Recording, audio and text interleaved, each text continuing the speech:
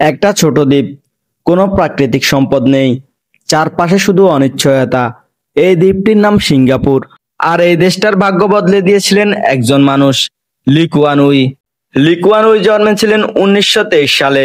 তিনি ছিলেন একজন আইনজীবী, কিন্তু তার স্বপ্ন ছিল আরো বড়, নিজের দেশকে বিশ্বমঞ্চে তুলে ধরা।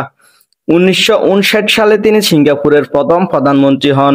লি কুয়ান উই ছিলেন 31 বয়সে সিঙ্গাপুরের প্রধানমন্ত্রী।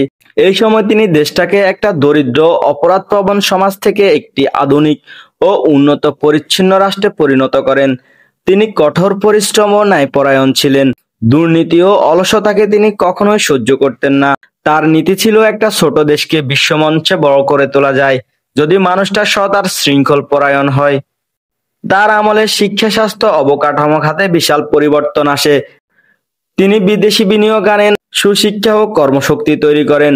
সিঙ্গাপুর আজ যে বিশ্বের অন্যতম ধনী ও নিরাপদ দেশ, তার পেছনে আছে লি কুয়ান ইউর দূরদৃষ্টি। তিনি কখনোই জনগণের কাছে মিথ্যা প্রতিশ্রুতি দেননি। তিনি বলেন, আমি তোমাদেরকে স্বাধীনতা দেব, কিন্তু শৃঙ্খলার মাধ্যমে। তিনি বিশ্বাস করেন, দেশ গড়তে চাইলে প্রথমে নিজেকে বদলাতে হবে।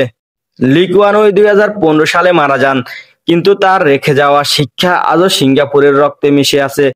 তিনি প্রমাণ করেছেন, একজন নেতার সাহস, দৃষ্টি, সততা একটি জাতির ভাগ্য বদলে দিতে পারে। এই ছিল সিঙ্গাপুরের জনক লি কুয়ান ইউ এর গল্প, যেখানে সাহসের মানে ছিল দারিদ্র্য আর নেতৃত্বের মানে ছিল উন্নতি।